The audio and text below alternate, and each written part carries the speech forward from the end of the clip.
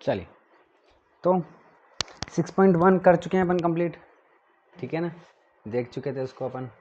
आज अपन पढ़ेंगे क्या, 6.2, इसका इंट्रोडक्शन देख रहे हैं अपन। 6.2 में हमारे पास दो थ्योरम है, 6.1 थ्योरम 6.1 और थ्योरम 6.2, ठीक है ना। तो जो थ्योरम 6.1 है इसको अपन क्या बोलते हैं, इसका नाम क्या है, बेसिक प्रोपोर्शनलिटी थ्योरम। और इसको अपन और क्या बोलते हैं, थेल्स थ्योरम भी बोलते हैं। थेल्स थ्योरम क्यों बोलते हैं, क्योंकि ये एक अंकल जी थे, थेल्स उनका नाम था, उन्होंने दिया था, ठीक है ना, मैथमेटिशियन एक तरीके से आप उनको बोल सकते हो।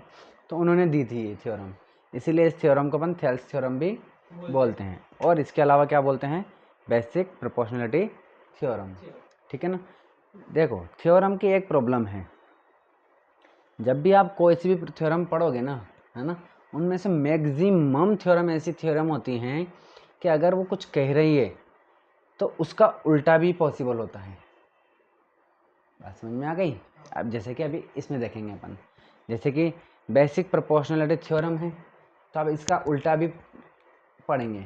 उल्टा कैसे, converse of basic proportionality theorem. Converge का मतलब उल्टा। बात समझ में आ गई, वो अभी समझ में आ जाएगा। तो देखिए, पर ज़्यादातर जो थ्योरम्स होती हैं वो उल्टी और सीधी दोनों तरफ से चलती है। ऐसे भी अगर ये ऐसा कह रहा है और ऐसा हो रहा है तो ऐसा करके ऐसा भी हो जाएगा, ठीक है ना, समझ में आएगा अभी। देखिए क्या कहती है ये थ्योरम, ये थ्योरम कहती है कि अगर आपके पास एक ट्रायंगल है, कोई सा भी ट्रायंगल, ये तो आपको बुक में दिया हुआ है ऐसा ट्रायंगल, बट कोई सा भी ट्रायंगल आप ले सकते हो, ठीक है ना। जैसे कि मान लीजिए कि एक और ट्रायंगल अपन ले लेते हैं, कि ये एक ट्रायंगल ले लिया अपन ने, ठीक है, बात समझ में आ गई। अब ये थ्योरम क्या कहती है कि आप एक ट्रायंगल ले लीजिए, तो भैया हमने ले लिया ट्रायंगल। फिर क्या कह रहा है, देखिए, if a line is drawn, हालांकि याद होना चाहिए लाइन ना, ऐसी चीज़ याद हो जानी चाहिए। अगर याद रहती है तो अच्छी बात है, नहीं तो कोई बात नहीं, कोई बात नहीं, तो मतलब अगर पूछ लिया तो नंबर कट जाएंगे, ठीक है ना, याद हो जाए तो अच्छी बात है। If a line is drawn parallel to one side of a triangle, ठीक है ना, यानी कि हमें एक लाइन ड्रॉ करनी है। क्या करनी है, एक लाइन ड्रॉ करनी है।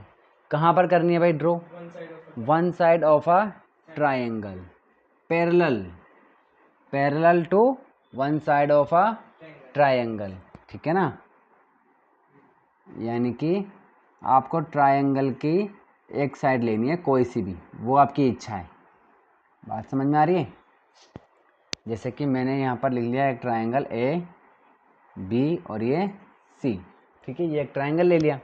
अब हमें एक लाइन ड्रॉ करनी है, वो पैरेलल होनी चाहिए किसके, एक साइड के ऑफ ट्रायंगल। तो ये जो ट्रायंगल है हमारे पास, इसकी कोई सी भी एक साइड, कितनी साइड है हमारे पास, टोटल 3 साइड है, तो कोई सी भी एक साइड ले लो। बताओ भाई कौन सी साइड लें हम, बी सी, ज़्यादातर अपन यही लेते हैं, ठीक है ना, जैसे वहाँ पर भी वही लिया हुआ है, कोई बात नहीं, अपन वैसे भी करके देख लेंगे। तो हमने बी सी ले ली, इसके पैरेलल लाइन खींचनी है, तो हम कहीं भी, यहाँ पर भी खींच सकते हैं, यहाँ भी खींच सकते हैं, यहाँ भी खींच सकते हैं, कहीं भी खींच सकते हैं, ठीक है। मान लीजिए मैंने यहाँ खींच देता हूँ, ये लो, ठीक है। इसने कहा कि भाई एक लाइन खींचो, लो खींच दी, और कैसी होनी चाहिए, पैरेलल होनी चाहिए किसी भी एक साइड के, तो इस साइड की हमने एक लाइन खींच दी। तो लो इसको नाम दे देते हैं डी ई, नाम दे दिया, ठीक है। चलो भाई अब क्या करें, अब क्या कह रहा है, ये जो लाइन है, अगर आप दो लाइन खींच, मतलब एक लाइन ऐसे खींचते हो, वो क्या करती है, इंटरसेक्ट कर देती है किसको, the other two sides.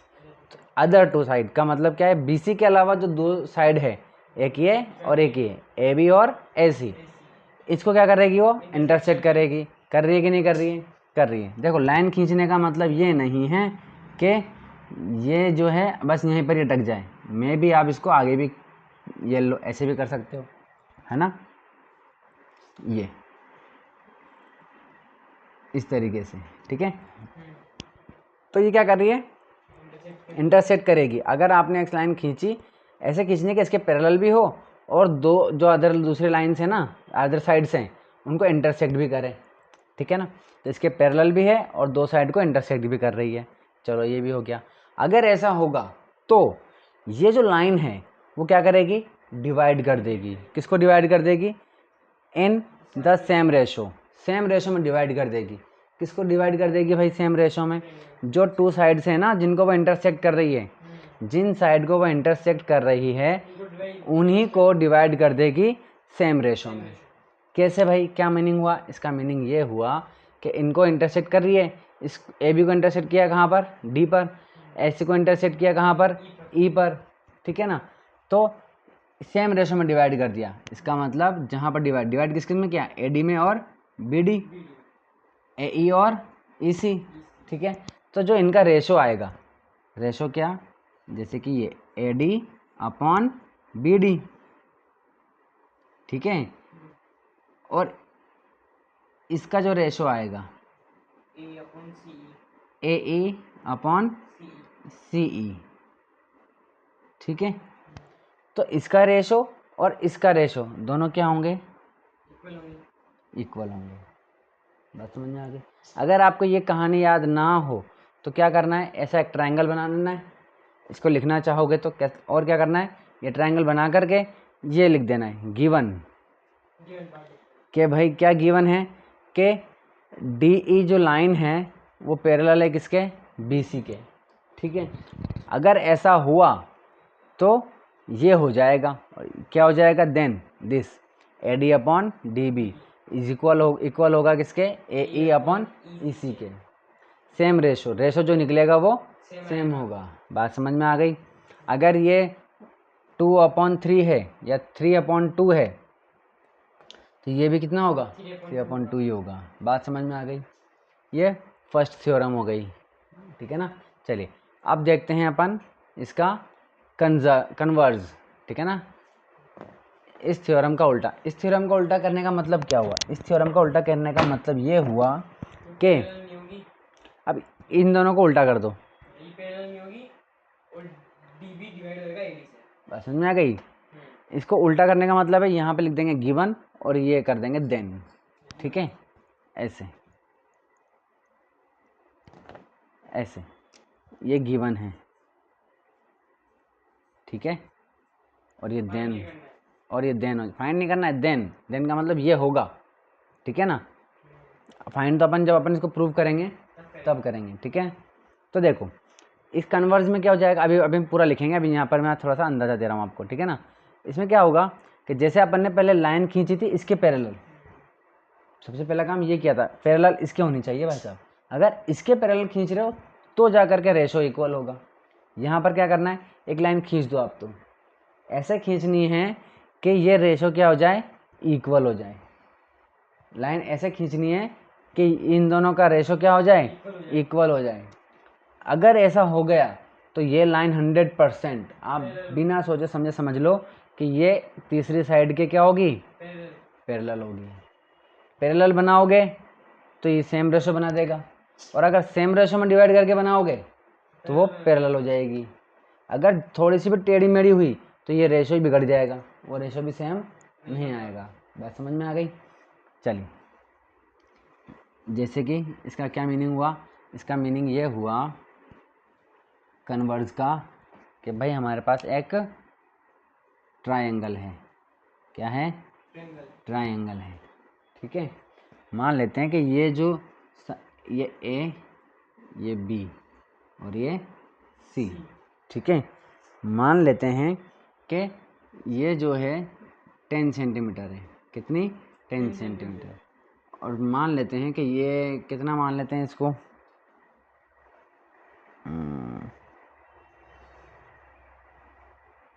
15 centimetre.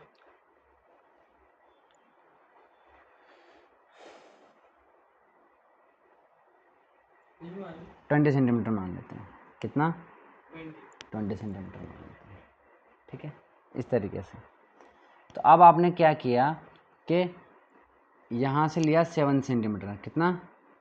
7 centimetre, इतना मान लिया। ठीक है, कितना ले लिया? 7। ठीक है, चलो तो ये कितना हो जाएगा?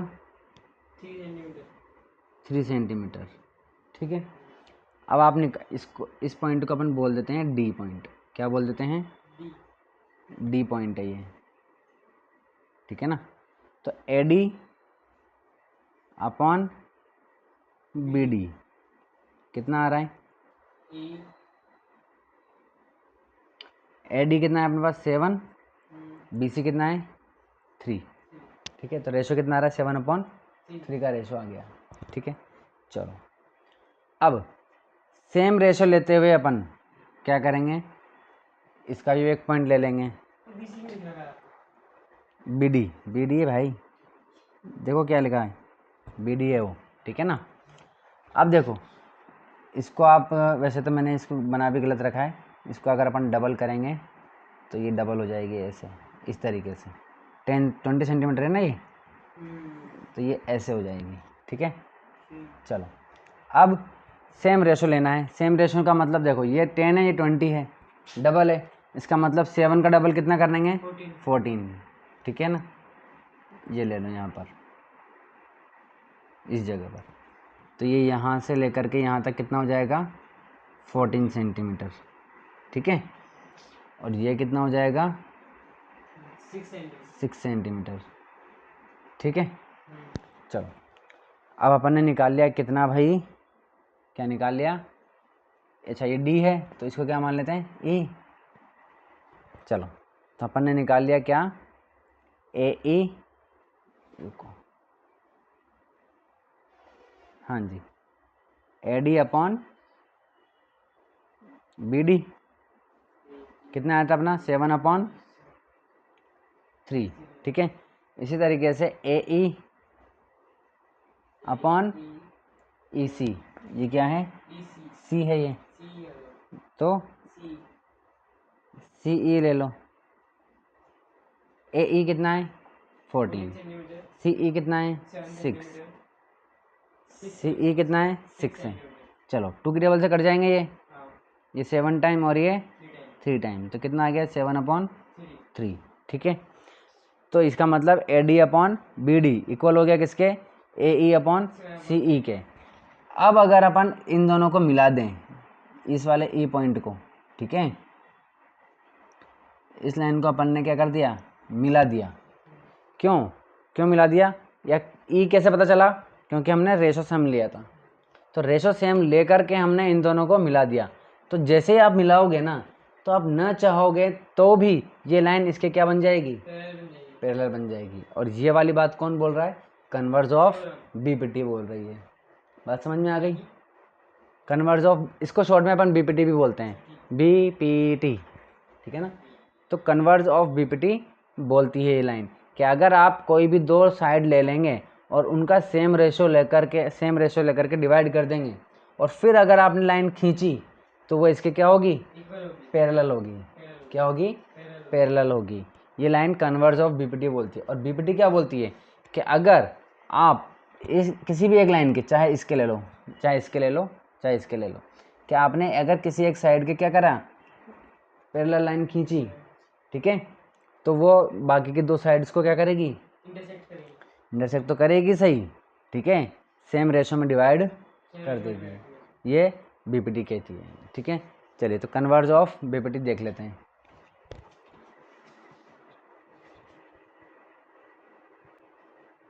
हाँ जी, तो थ्योरम 6.2 है कि 6.3 है, 6.2 होगी शायद, है ना।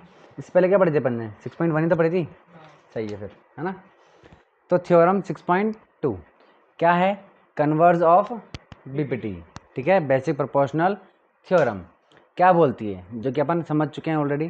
तो if a line divides any two sides of a triangle, कि कोई एक लाइन है जो क्या करती है डिवाइड कर देती है, किसको कर देती है कोई ट्राइंगल है उसकी दो साइड्स को, किसी भी दो साइड को डिवाइड कर रही है। जैसे यहाँ पर देखिए या यहाँ देख लीजिए, ठीक है, A B और ये C, कि भैया आपने क्या करा कि एक ऐसी लाइन खींच दी जो एक ट्राइंगल की कोई भी दो, अच्छा चल अपन बार बार यही कर रहे हैं, ठीक है ना। एक काम करते हैं, ऐसे कर देते हैं, कोई भी दो साइड लेनी है ना, ऐसे कर देते हैं, ये लो, ठीक है, कोई भी दो साइड ले ली, कोई भी दो साइड ले ली ये दोनों, और हमने क्या कर दी इंटरसेक्ट कर दी, ठीक है। ये लो, कोई भी दो साइड ले ली और क्या कर रही है वो, डिवाइड कर रही है। इसको भी डिवाइड कर दिया और इसको भी दो भागों में डिवाइड कर दिया। ये डी लिख दिया और इसको ई लिख दिया। तो हमने इस दोनों साइडों को डिवाइड कर दिया है, डिवाइड कर दिया। और डिवाइड इस तरीके से किया है कि रेशो क्या आ रहा है, सेम आ रहा है, ठीक है। ए डी इधर आएगा। अच्छा, ये तो अपन ने इधर लिखा था तो ऐसे करना पड़ेगा। चलो ये लो, ठीक है, ये डी और ये ई, ठीक है। तो A D upon D B और इक्वल है किसके, A E is equal to A E upon E C के, ठीक है ना। तो इस तरीके से अपन ने इसको खींचा है कि दोनों रेशो क्या आ रहे हैं, इक्वल आ रहे हैं। तब क्या होगा कि ये लाइन जो है ऑटोमेटिकली क्या हो जाएगी, पैरेलल हो जाएगी किसके भाई, थर्ड साइड के। बात समझ में आ गई। चलिए, तो ये अपन समझ चुके हैं। तो इस तरीके से अपन ने ये 6.1 भी समझ ली और 6.2 भी समझ ली। ये याद होनी चाहिए अच्छी तरीके से, क्योंकि जब अपन एक्सरसाइज करेंगे 6.2 के सारे क्वेश्चन इस पे ही बेस्ड हैं, ठीक है ना। अब देखिए, इसमें एक चीज़ और है, नोट डाल लो इसको, ठीक है। क्या नोट है भाई, नोट ये है कि जब हमने ये चीज़ देखी कि भाई ये और ये और ये और ये रेशो, इनका रेशो अपन निकाल रहे हैं, A D upon D B is equal to A E upon E C, ठीक है ना। तो ये तो इक्वल आ ही रहा है, लेकिन जब हमने एक चीज़ और नोटिस करी, इसमें क्या नोटिस करी कि अगर अपन पूरी साइड को डिवाइड कर दें ए बी को, किससे, ए डी से, ठीक है। और इधर भी अगर अपन ए सी को डिवाइड कर दें किससे, ए ई से, तो ये रेशो भी क्या आ रहा है, इक्वल आता है, ठीक है ना। इसका उल्टा भी कर सकते हो आप, कैसे, A D upon A B और ए ई अपॉन ए सी, ये भी क्या आएगा, इक्वल आएगा, ठीक है ना। इसके अलावा और क्या कर सकते हैं, इसके अलावा देखिए पूरी साइड, देखो पूरी साइड को अपन ने डिवाइड किया किससे, ए डी से, तो वैसे ही पूरी साइड को अपन डिवाइड कर सकते हैं किससे, डी बी से, ठीक है। तो पूरी साइड क्या है अपने पास, ए बी को डिवाइड कर दिया किससे, डी बी से। पहले ए डी से किया था ना, आप किससे करते हैं, डी बी से, तो ये डी बी। इसे ही ए सी को डिवाइड कर दिया किससे, ई सी से, ठीक है। चलो, तो भी क्या आ रहा है, इक्वल आ रहा है। और इसका उल्टा कर दो, ठीक है। उल्टा क्या कर देंगे, D B upon A B equal आएगा किसके, ई सी अपॉन ए सी के। बात समझ में आ गई। तो बीपीटी और कन्वर्स ऑफ बीपीटी से हमने ये भी चीज़ देखी है कि अगर अपन पूरी साइड को इनसे अपन डिवाइड करते हैं, जो डिवाइड किए गए हैं अपन ने, जो भाग बनाए हैं, है ना, उनसे डिवाइड कर देते हैं, A B upon A D और ए सी अपॉन ए ई, तो भी क्या आ रहा है, इक्वल आ रहा है, ठीक है। इसका उल्टा कर देंगे, A D upon A B और ए ई अपॉन ए सी, तो भी क्या आ रहा है, इक्वल आ रहा है। इसमें ए बी को अपन ने ए डी से तो कर दिया, इससे भी कर देते हैं, तो डी बी और ए सी अपॉन ई सी, तो भी क्या आ रहा है, इक्वल। इसको उल्टा कर देंगे तो इक्वल आएगा ऐसे ही, ठीक है ना। तो ये भी याद रखना है आपको, सिर्फ और सिर्फ ये दो भागों को ही अगर आप रेशो निकालोगे तो इक्वल तो आएगा ऐसे ही, लेकिन ये पूरी साइड से भी अगर अपन डिवाइड करेंगे तो भी क्या होगा, इक्वल हो जाता है। तो इस तरीके से अपन ने 6.1 और 6.2 पढ़ ली है। अब आती है बात 6.1 को क्या करने का, प्रूफ करना है, और 6.2 को प्रूफ करना है। ये प्रूफ करके दिखाओ कि जो आप बोल रहे हो ना कि ये रेशो इक्वल होंगे तो ये पैरेलल हो जाएगी, और या फिर पैरेलल है तो ये रेशो आ जाएंगे, इसको प्रूफ करके दिखाना है। सिर्फ बोलने से काम नहीं चलेगा, ठीक है ना। तो प्रूफ करके करेंगे अपन, ठीक है ना। 6.1 चलिए, तो देखेंगे 6.1 थ्योरम का, यानी कि बीपीटी थ्योरम की प्रूफ कैसे करेंगे इसको। तो देखिए, इसको प्रूफ करने से पहले अपन कुछ चीज़ें देख लेते हैं, ठीक है ना, रिवाइज कर लेते हैं अपन। देखिए, छोटी क्लास में अपन ने पढ़ा हुआ है, क्या पढ़ा हुआ है भाई, जैसे कि मान लीजिए कि ये एक ट्रायंगल है, क्या है ये, ट्रायंगल है। अब और ये हमने दिया हुआ है परपेंडिकुलर, ठीक है, इस तरीके से। तो ये इसकी हाइट हो गई, ठीक है। तो ये ए बी और ये सी। तो अगर हमें इस ट्रायंगल का क्या निकालना है, एरिया निकालना है। क्या निकालना है, एरिया। तो कैसे निकालते हैं भाई, हाफ बेस, बेस क्या है बी सी, क्या है बी सी, इंटू हाइट, और हाइट क्या है, इसको डी बोल देंगे तो ए डी, ठीक है। बात समझ में आ गई, ये हो गई। इसके अलावा देखो, है ना, अगर मान लीजिए कि एक ट्रायंगल ऐसा है,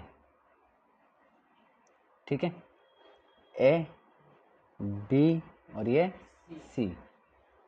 तो अगर हमें क्या निकालना है, एरिया निकालना है, तो हाफ इंटू बेस। अगर आप बेस बी सी मानते हैं, ये बी सी, ठीक है, तो हाइट क्या होगी, ये वाली हाइट होगी, ठीक है, इसको डी मान लेते हैं। तो ये ए डी हो जाएगा। बात समझ में आ गई। ट्रायंगल के एरिया का फॉर्मूला क्या होता है, half base into height, HIGST, ये होता है, ठीक है ना। और ऐसा नहीं है कि बेस हमेशा नीचे वाला होता है, ठीक है ना, बेस और हाइट डिपेंड करती है। हाँ, जैसे कि ये 90 डिग्री का एंगल, अगर 90 डिग्री का एंगल बन रहा है ना, तो वो परपेंडिकुलर होगा ही होगा, है ना, हाइट होगी वो। जैसे कि मान लीजिए कि आपने यहाँ से कोई एंगल बनाया इस पर, ठीक है ना, इस तरीके से। जैसे को समझो बात को, रुको, इसको मैं ऐसे बना देता हूँ, यहाँ बना देता हूँ, ठीक है, और नहीं तो चाहो तो इसको ऐसे बना देता हूँ मैं, ऐसे, ठीक है, ये ए है, ठीक है। अब मान लीजिए कि मैंने बी से ए सी के ऊपर क्या डाला, परपेंडिकुलर डाल दिया, ये परपेंडिकुलर है, ठीक है, तो ये डी हो गया हमारा। तब बेस और हाइट चेंज हो जाएगी, ठीक है। तो देखिए अब बेस क्या हो जाएगा हमारा, ए सी, ये ए सी हो जाएगा, और परपेंडिकुलर क्या हो जाएगा, हाइट कितनी हो जाएगी हमारी, बी डी। आई बात समझ में। ऐसे भी हो सकता है, इसी चीज़ को अपन ऐसे भी लिख सकते हैं, ठीक है। डिपेंड करता है कि आपका परपेंडिकुलर कौन सा है, ठीक है ना, ये है ऐसा। अब मान लीजिए मैंने सी से इस पर कोई परपेंडिकुलर डाला, ठीक है, ये मान लीजिए, ठीक है ना, ये एक परपेंडिकुलर लग नहीं रहा फिलहाल, बट फिर भी मान लेते हैं, ठीक है, इस तरीके से। तो अब ये एक परपेंडिकुलर है, ठीक है, चलिए, हालांकि परपेंडिकुलर ठीक है मान लेते हैं फिलहाल। अब बेस क्या हो जाएगा, ए बी। अब बेस हमारा क्या हो जाएगा, ए बी, और हाइट क्या हो जाएगी, हाँ, हाइट ए सी हो जाएगी, सी डी हो जाएगी। आई बात समझ में। तो ये बात अपन को ध्यान रखनी है कि जो परपेंडिकुलर जा रहा है ना, बस वो हाइट है, और वहाँ से फिर उसके सामने जिस पे गिर रहा है वो बेस हो जाएगा, ठीक है ना। पहली बात तो अपन ने ये समझ ली। अब देखिए सेकंड चीज़, देखिए ये ध्यान रखना। अच्छा ये देखिए, ज़रूरी नहीं है, मान लीजिए कि ये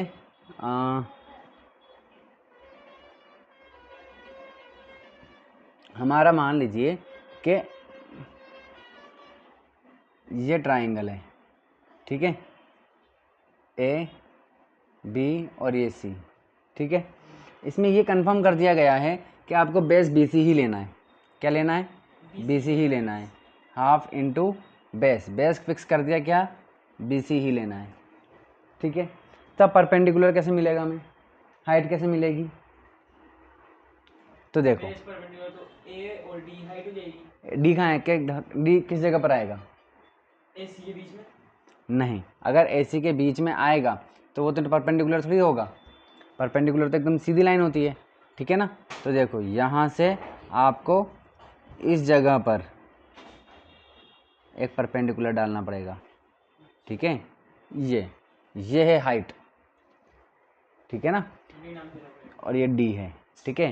तो ये इसका मतलब ये हुआ कि ये ज़रूरी नहीं है कि परपेंडिकुलर जो होता है ना, वो हमेशा ट्रायंगल के अंदर ही हो, ऐसा कोई ज़रूरी नहीं है। ये क्या हो सकता है, ट्रायंगल से बाहर भी हो सकता है। तब इस ट्रायंगल में हम क्या सीखे कि हाफ इंटू बेस तो क्या हो गया BC, और हाइट क्या हो गई AD। बात समझ में आ गई। तो हाइट जो है वो बाहर भी हो सकती है, ठीक है ना। तो ये दो चीज़ें अपन को ध्यान रखनी है कि ये परपेंडिकुलर जो होता है वो कहीं भी किसी भी साइड पर हो सकता है, पहली बात तो, और दूसरा ये बाहर भी हो सकता है, ठीक है ना। चलिए अब सीखते हैं अपन। तो देखिए ये ट्रायंगल हमने बना लिया, ठीक है। इसमें हमें क्या देखना है, गिवन। सबसे अच्छा तरीका होता है ना, थ्योरम को, जितने भी क्वेश्चन होते हैं ना, थ्योरम के क्वेश्चन हो गए या थ्योरम को प्रूफ करना हो गया, इसको करने का एक तरीका होता है। तरीका कैसा होता है, सबसे पहले अपन क्या लिखते हैं, गिवन। क्या लिखते हैं, गिवन। गिवन क्या है, हमें 6 पॉइंट की थ्योरम 6.1 थ्योरम अपन ने जब पढ़ी थी, तो उसमें गिवन दो चीज़ें हमारे पास है ना, उसमें से एक गिवन है और दूसरे को प्रूफ करना है। तो एक चीज़ तो ये है कि इसके पैरेलल है तो रेशो हो जाएगा, और अगर रेशो है तो ये पैरेलल हो जाएगी। तो हमें 6.1 में बीपीटी थ्योरम में क्या दिया था, ये था कि इसको इसके पैरेलल बनाया है हमने, और प्रूफ क्या करना है हमें, ये दो रेशो, ठीक है ना। तो गिवन क्या है हमारे पास कि DE is parallel to BC। बात समझ में आ रही है, ये हमारे पास गिवन है, ठीक है। अब देखिए टू प्रूव क्या करना है भाई, प्रूव ये करना है कि AD अपॉन BD इक्वल है किसके, AE अपॉन EC। बात समझ में आ गई। ये तरीका है, ये फर्स्ट स्टेप गिवन लिखना, हमेशा गिवन लिखना ही लिखना है। सेकंड बताना यही है कि प्रूव क्या करना है, ठीक है ना। और थर्ड स्टेप ऑप्शनल होती है, ठीक है ना, कभी आएगी कभी नहीं आएगी। क्या है, कंस्ट्रक्शन।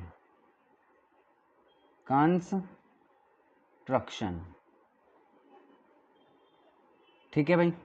तो ये किसी क्वेश्चन में आएगी, किसी में नहीं आएगी, ऑप्शनल होती है ये, ठीक है ना। ऑप्शनल का मतलब ये कंडीशन के बेसिस पे है कि आपकी इच्छा है, आप अगर आपको ज़रूरत है तो आप कर सकते हो।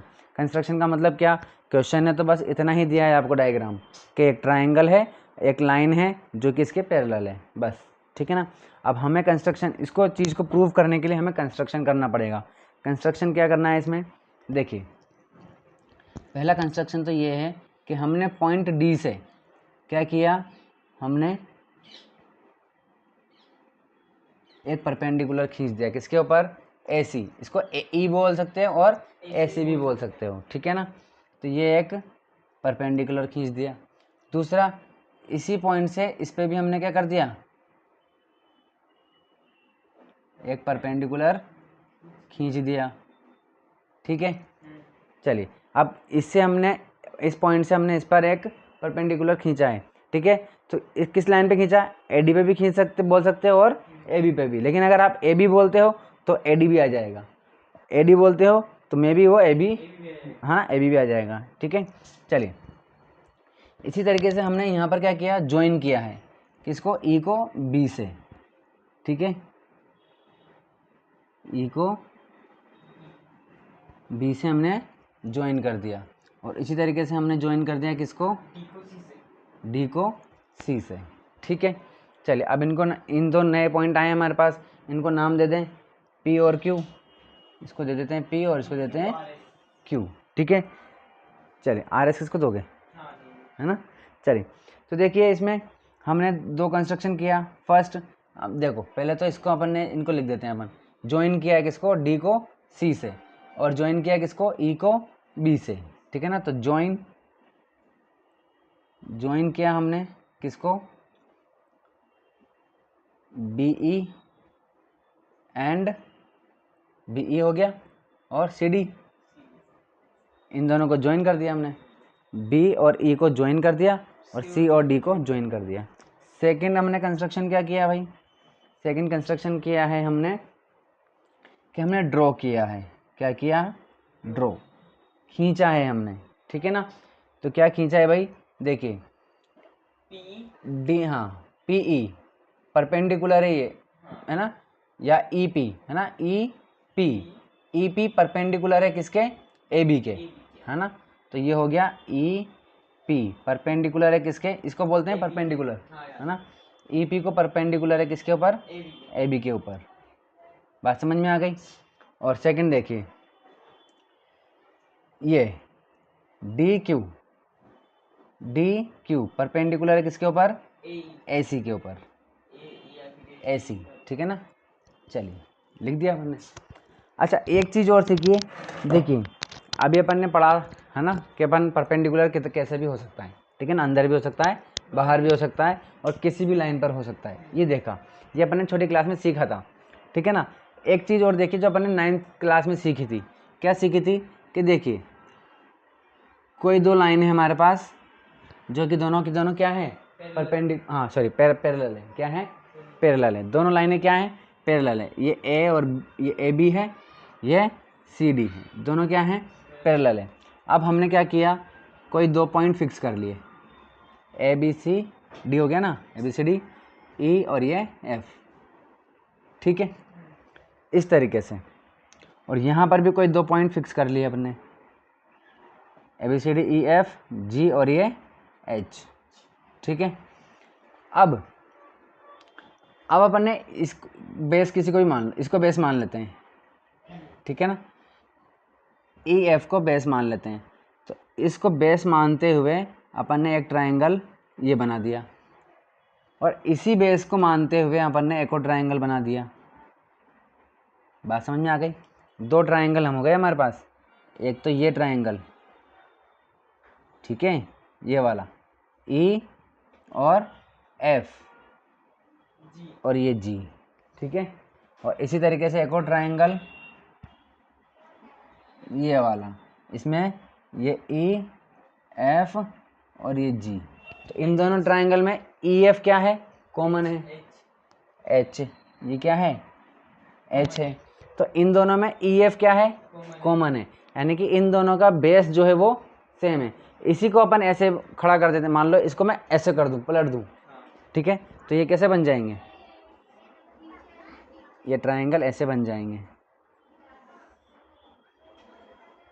ठीक है। तो ये बेस सेम हो गया हमारे पास, ठीक है ना।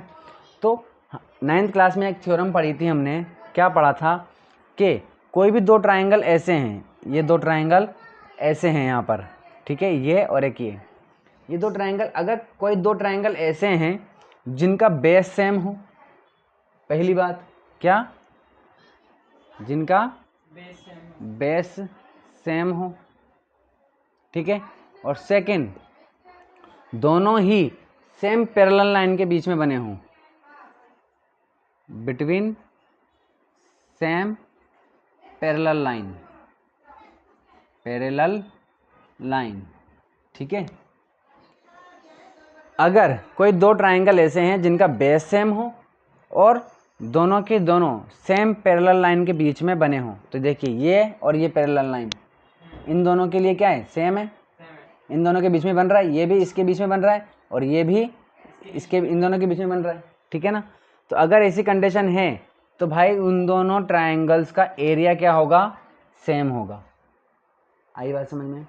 दोनों ट्रायंगल का एरिया क्या होगा? सेम होगा। ये चीज़ हमने कहाँ पढ़ी थी? 9th क्लास में, ठीक है ना। तो अपन ने इसको सॉल्व करने से पहले ये कुछ चीज़ें देख ली ताकि अपन को प्रॉब्लम ना आए, जो कि हमने छोटी क्लास में सीखा हुआ है, इसलिए रिवाइज कर लिया क्योंकि हर चीज़ याद नहीं रहती है इसलिए, ठीक है। चलिए भाई, तो इसको पढ़ने से पहले अपन ने क्या किया? गिवन कर लिया, ये गिवन था, दिया हुआ था क्वेश्चन में पहले से ही, ठीक है। प्रूव करना है कि ये दोनों रेशो बराबर हैं और हमको ज़रूरत लग रही थी इसलिए हमने कंस्ट्रक्शन कर लिया, ज्वाइन कर लिया और ड्रॉ कर लिया परपेंडिकुलर्स, ठीक है ना। तो अब देखिए भाई, इन ट्रायंगल ADE, ADE, कौन सा ट्राइंगल लिया? ADE, ठीक है ना। तो देखिए ADE ट्राइंगल में एरिया निकालना है अपन को, एरिया ऑफ ट्राइंगल ADE, ठीक है। तो क्या होगा भाई, देखिए ADE में अगर आप देखोगे तो हमें EP को, फिलहाल अपन क्या पकड़ के चल रहे हैं? EP, E और P को परपेंडिकुलर लेके चलेंगे अपन, ठीक है ना। तो देखिए, तो एरिया ऑफ ADE क्या हो जाएगा? हाफ बेस क्या हो जाएगा हमारे पास, बता सकते हो? परपेंडिकुलर EP है अपना, AD बेस हो जाएगा। तो हाफ बेस क्या है हमारा? AD, परपेंडिकुलर क्या है हमारा? EP या EP, ठीक है ना, PE या EP, ठीक है। चलिए ये हमारी इक्वेशन 1 हो गई, ठीक है। चलिए इसी तरीके से अब ट्रायंगल ले लीजिए आप, एरिया है ना, इसको नहीं लिखते हैं अपन। चलिए एरिया ऑफ ट्रायंगल, अब देखिए ट्रायंगल लेना है अपन को BDE, क्या लेना है? BDE। पता है क्यों BDE ले रहे हैं अपन? क्योंकि देखिए इसका बेस क्या है? BD, इसका बेस अपन BD ले लेंगे, ठीक है ना। इसका बेस भी अपन क्या ले लेंगे? BD। तो देखिए क्योंकि इसके पास अपने पास, इसको अगर अपन आगे बढ़ा देंगे तो परपेंडिकुलर मिल जाएगा अपन को, ठीक है ना, जैसे अपन ने देखा था, है ना, अपन ने देखा था ना अभी ऐसा कि इसको आगे बढ़ा देंगे तो ये परपेंडिकुलर बन जाएगा, ठीक है ना, ऐसे। तो इसलिए अपन ने ये वाला लिया है। तो देखिए हाफ बेस क्या है अपने पास? BD, बेस ये हो गया, इनटू परपेंडिकुलर क्या हो जाएगा? EP, ये इक्वेशन 2, ठीक है। हे भगवान, EP तो ऊपर वाले ट्रायंगल में है ना, आप ट्रायंगल BDE की बात कर रहे हो। BDE ये है ना। हाँ, अब इसको अपन ने आगे बढ़ा दिया ठीक है, तो ये परपेंडिकुलर हो गया, अभी देखा था ना अपन ने नीचे, ठीक है ना। क्योंकि E से अगर आप B और D के बीच में कहीं भी डालोगे ना तो परपेंडिकुलर नहीं मिलेगा, परपेंडिकुलर यहीं पे मिलेगा, इसलिए अपन ने BD बेस को अपन ने आगे बढ़ा दिया, ठीक है ना। चलिए अब देखिए, अब हम कर रहे हैं इक्वेशन 1 डिवाइड बाई इक्वेशन 2, ठीक है। तो अपन ने किया, कैसे हो जाएगा ये? Area of triangle ADE upon area of triangle BDE equal half into AD into EP upon half into BD into EP, ठीक है। हाफ से हाफ कट गया और EP से EP कट गया, क्या बचा अपने पास? AD upon BD। ऐसा क्यों किया? क्योंकि हमें AD और BD चाहिए था, ठीक है। चलिए सेम टू सेम करेंगे अपन उस तरफ, ठीक है ना। तो देखिए एरिया ऑफ, अब अपन ये वाला ट्रायंगल लेंगे, देखो अब ये वाला ट्रायंगल लेंगे ना, ये वाला, क्योंकि हमें EC चाहिए, क्या चाहिए? EC चाहिए, तो ये वहाँ मिलेगा, तो ये वाला ट्रायंगल में मिलेगा, इस ट्रायंगल में मिलेगा, ठीक है ना। और इसके और क्या चाहिए? AE चाहिए, AE चाहिए, तो इसी के ऊपर कौन सा है? AE है, तो हमें इसी वाला ट्रायंगल लेना पड़ेगा, और ये वाला ट्रायंगल लेने के लिए हमें ये वाला परपेंडिकुलर लेना पड़ेगा, ये वाला परपेंडिकुलर, ठीक है ना। ये वाला परपेंडिकुलर इस ट्रायंगल के लिए भी आ जाएगा और ऊपर वाले के लिए भी आ जाएगा, आगे बढ़ा के हो जाएगा नीचे वाले के लिए, ठीक है ना। चलें, क्योंकि हमें AE चाहिए और EC चाहिए, तो area of triangle ADE, again ADE half base क्या हो जाएगा ADE में? इस बार ए ई हो जाएगा, इनटू हाइट क्या हो जाएगी, डी क्यू। ठीक है ना। चलिए ये इक्वेशन थर्ड। इसी तरीके से एरिया ऑफ ट्रायंगल कौन सा भाई, सी ई डी इक्वल में क्या हो जाएगा, हाफ बेस क्या हो जाएगा इसका, ई सी इनटू परपेंडिकुलर डी क्यू। ये फोर्थ इक्वेशन आ गई। ठीक है, अब क्या कर देंगे वापस, equation third divide by equation fourth. ठीक है ना।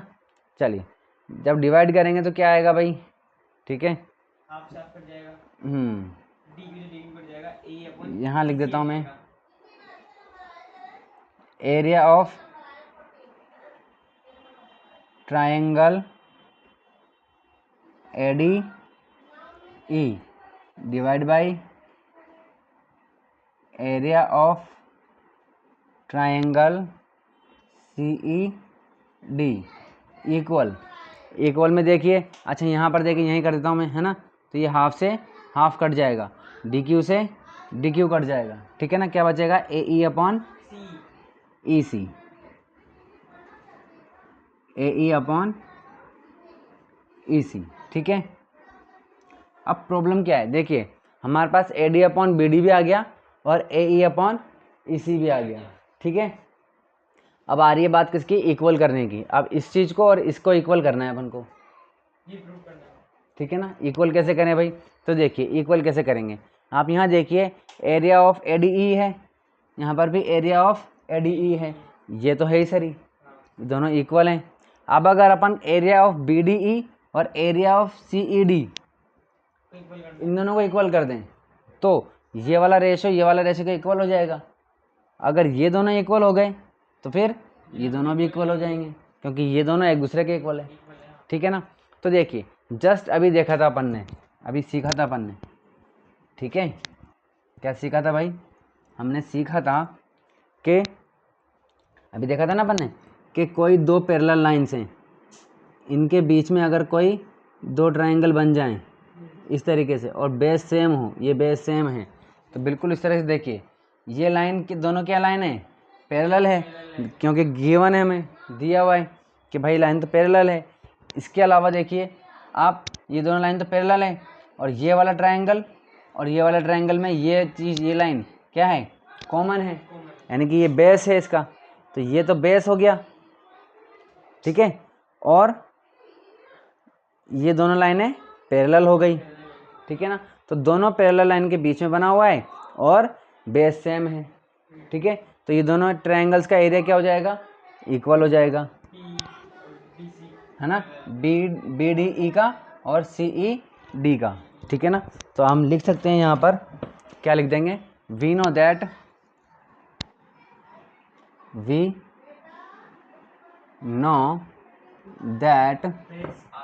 हाँ, if first point base of two triangles are same and both triangles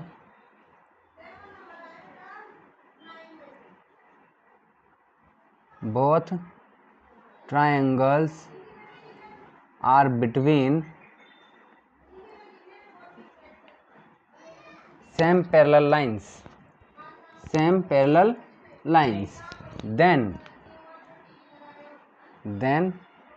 the area of both triangle are equal। ठीक है ना, ये लाइन यहाँ पर अपन को लिख देनी है। ठीक है ना, इसीलिए इसी कंडीशन के लिए ट्रायंगल कौन कौन से भाई, एरिया ऑफ ट्रायंगल, है ना, area of triangle B D E equal हो जाएगा area of triangle C E D के। ठीक है ना, अब ये दोनों ट्रायंगल भी क्या कर दिया हमने, इक्वल कर दिए, और ऊपर वाले तो इक्वल है ही सर ही, ठीक है। तो ये दोनों रेशो क्या हो गए, इक्वल हो गए। Area of triangle ADE upon area of triangle BDE equal है किसके भाई, एरिया ऑफ ट्रायंगल ADE और एरिया ऑफ ट्रायंगल CED के, है ना। अगर ये दोनों इक्वल है तो अब ये बताओ ये किसके इक्वल है, ये वाला AD अपॉन BD के इक्वल है, और ये वाला किसके इक्वल है, AE upon AE upon EC के, ठीक है ना। तो ये हैंस प्रूफ हो गया, ये लाना था अपन को, ये proof करना पड़ता ठीक है। चलिए अब इसकी जो 6.2 है वो अपन कल कर लेंगे, ठीक है ना। चलिए ये समझ में आ गया।